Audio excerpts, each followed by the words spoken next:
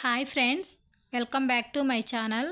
ఈరోజు వీడియోలో చాలా సింపుల్గా తయారు చేసుకునే మినప అప్పడాలను ఇంట్లోనే ఏ విధంగా తయారు చేసుకోవచ్చో చూపించబోతున్నాను. సమ్మర్లో ఇలా మినప అప్పడాలు తయారు చేసుకొని పెట్టుకున్నారంటే 6 నెలల పాటు ఇవి నిల్వ ఉంటాయి. బయట షాపుల్లో కొనే అవసరం లేకుండా చాలా తక్కువ ఇంగ్రీడియంట్స్తో ఇంట్లోనే ఈ మినప అప్పడాలను తయారు చేసుకోవచ్చు.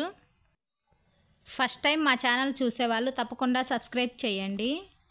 మినప అప్పడాలు తయారు చేసుకోవటానికి 1 కప్పు మినపగుండ్లను తీసుకున్నాను. వెయిట్లో వచ్చేసి 1/2 కిలో మినపప్పును తీసుకున్నాను. వీటిని మిక్సీ జార్లో వేసుకొని మెత్తని పౌడర్ లాగా మిక్సీ పట్టుకోవాలి. వీలైనంత మెత్తగా మిక్సీ పట్టుకొని ఈ పిండిని జల్లెడలో వేసుకొని జల్లించుకోవాలి. తక్కువ క్వాంటిటీలో చేస్తున్నాను కాబట్టి మిక్సీ పట్టుకున్నానండి. మీరు ఎక్కువ క్వాంటిటీలో చేసుకోవాలనుకుంటే మిల్లుకిచ్చుకొని కూడా ఈ మినపప్పుని పిండి పట్టించుకోవచ్చండి. జల్లించుకున్న తర్వాత మిగిలిన రవ్వని మళ్ళీ ఒకసారి మిక్సీ జార్లో వేసుకొని మెత్తని పిండిలాగా మిక్సీ పట్టుకొని మరొకసారి జల్లించుకున్నామంటే మనకి పిండి అనేది మెత్తగా వస్తుంది. పిండి ఎంత మెత్తగా ఉంటే అప్పడాలు అంత సాఫ్ట్గా వస్తాయి. ఇలా పిండి మొత్తం జల్లించుకున్న తర్వాత ఈ పిండిలోకి టేస్ట్ కోసం 1/2 టేబుల్ స్పూన్ సాల్ట్ని వేసుకోండి. ఆ వీడియో క్లిప్ మిస్ అయిందండి. ఇప్పుడు కొంచెం కొంచెంగా వాటర్ పోసుకుంటూ చపాతీ పిండి కన్నా గట్టిగా ఈ పిండిని కలుపుకోవాలి. ఎక్కువ సాఫ్ట్గా ఈ పిండిని కలుపుకోవద్దండి. కొంచెం గట్టిగానే ఈ పిండిని కలుపుకోవాలి. వాటర్ను చూసుకుంటూ కొంచెం కొంచెంగా పోసుకోవాలి. నేను తీసుకున్న కప్పు మినపప్పుకి 1/2 కప్పు వాటర్ అయితే సరిపోయాయి.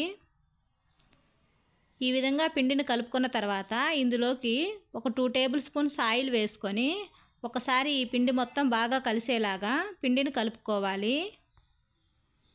మనం పిండి ఎంత బాగా కలుపుకుంటే మనకి అప్పడాలు అంత సాఫ్ట్గా వస్తాయండి.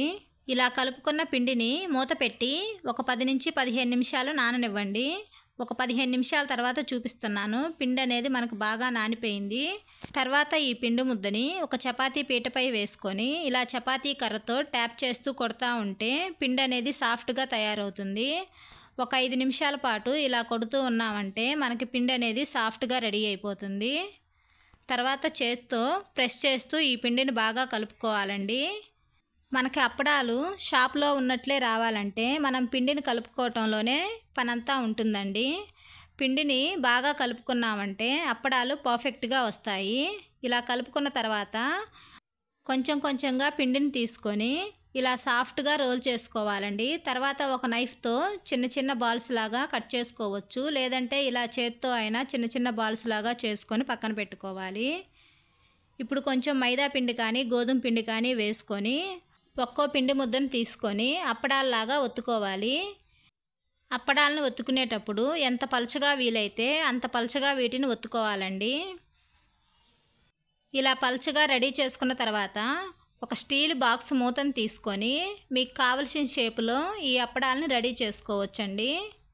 ఈ చుట్టూ ఎడ్జెస్ అన్నీ తీసేసామంటే ఎంతో పలుచగా ఉండే అప్పడాలు రెడీ అయిపోయినాయి. చూడండి, అప్పడాలు చాలా పలుచగా సాఫ్ట్గా వచ్చేసినాయి. వీటన్నింటినీ ఒక ప్లేట్లో పెట్టేసుకుందాం. ఇప్పుడు ఇంకొకటి కూడా చేసి చూపిస్తున్నాను చూడండి. మీరు ఇలా చేసుకునేటప్పుడు ఎంత పలుచగా వీలైతే అంత పలుచగా చేసుకోండి. అప్పడాలు పలుచగా ఉన్నాయంటే క్రిస్పీగా పొంగుతాయి, త్వరగా ఎండిపోతాయి.